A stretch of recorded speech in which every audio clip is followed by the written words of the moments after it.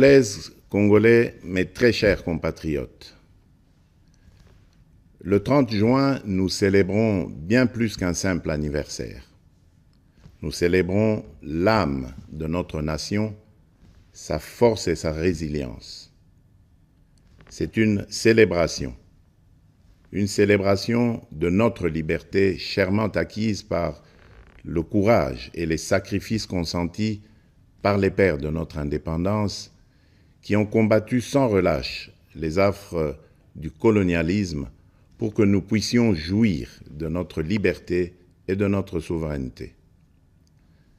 C'est ici le lieu de rendre un hommage appuyé à leur bravoure, à leur détermination et à leur vision lumineuse pour un Congo uni, libre et prospère. Aujourd'hui, nous sommes 64 ans plus âgés, 64 ans plus forts, 64 fois plus déterminés à poursuivre l'œuvre de nos pères fondateurs.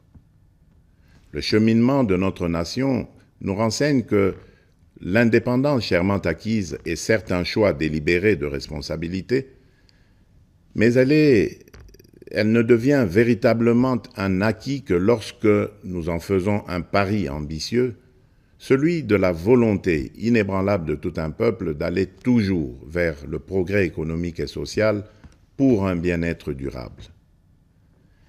Elle est un combat continu qui exige notre unité, notre solidarité et notre engagement pour un avenir meilleur pour tous. Mes très chers compatriotes, cette commémoration est marquée cette année par l'installation effective des institutions de la République et des animateurs issus du 4e cycle électoral qui a connu pour la première fois la participation d'une partie de nos compatriotes vivant à l'étranger. Ce processus est appelé à s'étendre à l'ensemble de la diaspora congolaise à travers le monde. Je me réjouis de célébrer notre marche collective vers la consolidation de la démocratie et la promotion de l'état de droit dans notre nation. Il est crucial que nous reconnaissions l'importance de ces valeurs fondamentales pour assurer une société juste, équitable et prospère pour tous. Mes très chers compatriotes, le défi sécuritaire auquel nous sommes injustement confrontés est complexe et exige une réponse collective, courageuse et déterminée de notre part. En cette journée sacrée de notre indépendance, je ne peux passer sous silence la grave situation sécuritaire qui secoue notre pays. Ce qui se passe à Kanyabayonga, à Kaini, au village du sud de Lubero ainsi que dans les territoires de Rutshuru, de Nyiragongo et du Masisi, constitue une agression flagrante contre notre souveraineté nationale et la paix de notre peuple. En ma qualité de président de la République et commandant suprême des forces armées et de la police nationale, je tiens à vous assurer de ma détermination inébranlable à défendre l'ensemble de notre territoire et à rétablir la paix. Nos vaillants soldats sont en première ligne et ensemble, nous triompherons de cette agression injustifiée. À nos frères et sœurs de Kanyabayonga et des régions avoisinantes, je veux exprimer ma profonde solidarité et ma compassion face aux souffrances que vous endurez. Votre courage et votre résilience sont une source d'inspiration pour la nation tout entière. Soyez assurés que je mets tout en œuvre pour rétablir la sécurité et protéger nos concitoyens. Je viens de tenir un Conseil supérieur de la défense élargi et des instructions claires et fermes ont été données pour la sauvegarde de l'intégrité territoriale de notre pays.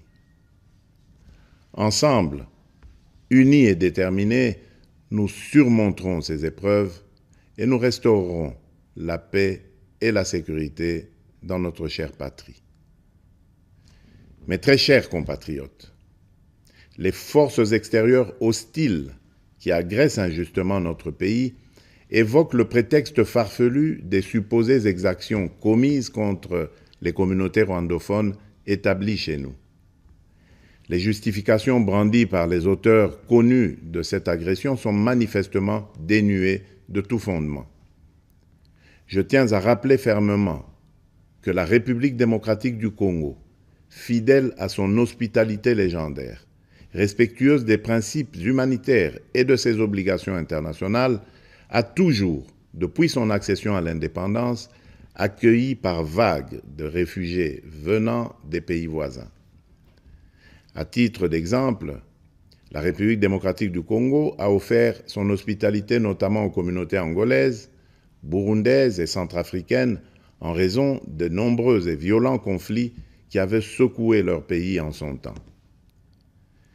Ces dernières ont toujours vécu en harmonie avec les 450 communautés autochtones et locales. La question des réfugiés est une préoccupation majeure pour notre gouvernement et nous la traitons avec sérieux, méticulosité et compassion. Cependant, le refus persistant de notre voisin de coopérer pleinement sur des questions essentielles, telles que convenues avec le Haut Commissariat des Nations Unies pour les réfugiés, complique la résolution de cette crise humanitaire. Prenant donc la mesure de l'héritage de notre indépendance, nous augmentons sensiblement les moyens de défense et de sécurité pour protéger avec plus d'efficacité nos frontières et nos populations. C'est pourquoi j'ai instruit le nouveau gouvernement de la République d'investir prioritairement dans le renforcement des capacités de l'État à sécuriser le territoire et la population, avec un budget cumulé sur les 5 ans représentant 20% du budget annuel, essentiellement destiné à poursuivre des actions de la montée en puissance de nos forces de défense et de sécurité. Honneur et courage aux vaillants soldats et combattants qui défendent loyalement la patrie au péril de leur vie. La nation ne vous oubliera pas. En cette période où notre nation est confrontée à des défis sécuritaires multiformes, j'en appelle à l'harmonie et à la cohésion de toutes les communautés pour unir nos forces, promouvoir la paix, le respect mutuel, afin de consolider la transformation socio-économique de notre pays. Debout, Congolais. Mes très chers compatriotes, les perspectives économiques pour cette année 2024 restent globalement favorables, malgré les défis persistants, notamment sur le plan sécuritaire. La croissance attendue à fin décembre 2024 devrait être supérieure à la moyenne de l'Afrique subsaharienne projetée à 3,8%. Certes, l'inflation et la dépréciation du franc congolais face aux devises étrangères pèsent sur les prix intérieurs. Mais, soutenus par des réformes économiques et des investissements massifs dans les infrastructures, les services et le secteur minier, les perspectives de croissance de la République démocratique du Congo pour 2024 restent optimistes. À partir de ces perspectives, je suis convaincu que la République démocratique du Congo est résolument engagée dans la trajectoire des pays à revenus intermédiaires grâce à la transformation de l'agriculture et de l'industrie. C'est pourquoi nous devons poursuivre les réformes, projets et actions initiées sous mon premier quinquennat qui ont produit des résultats positifs sur les structures de l'État et de la société. Il s'agit, entre autres, de la restauration de la fonction de contrôle financier et d'audit des comptes publics pour améliorer la gouvernance, la consolidation de nos réserves de change évaluées actuellement à 5 milliards de dollars américains, la gratuité de l'enseignement de base, les différents paliers de la couverture santé universelle ainsi que le programme de développement local des 145 territoires.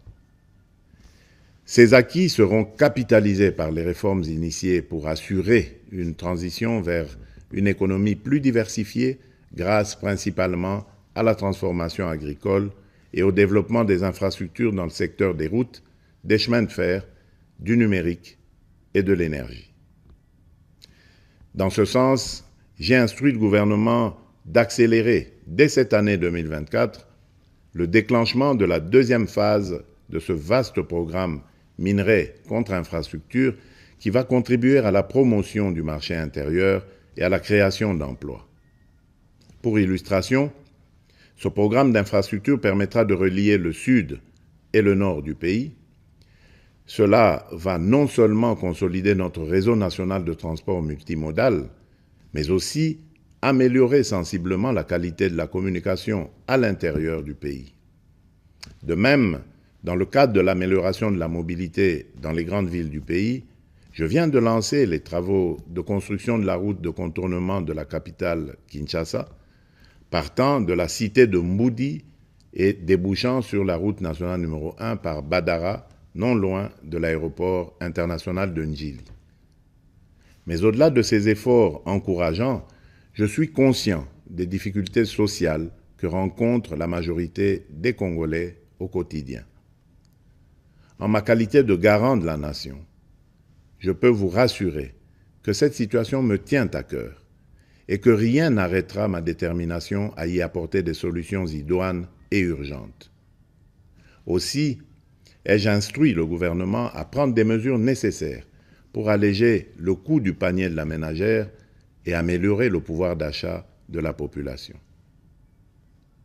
Mes très chers compatriotes, la véritable indépendance et la liberté découlent inévitablement du développement, fruit d'un dévouement et d'une prise de conscience profonde de nos responsabilités.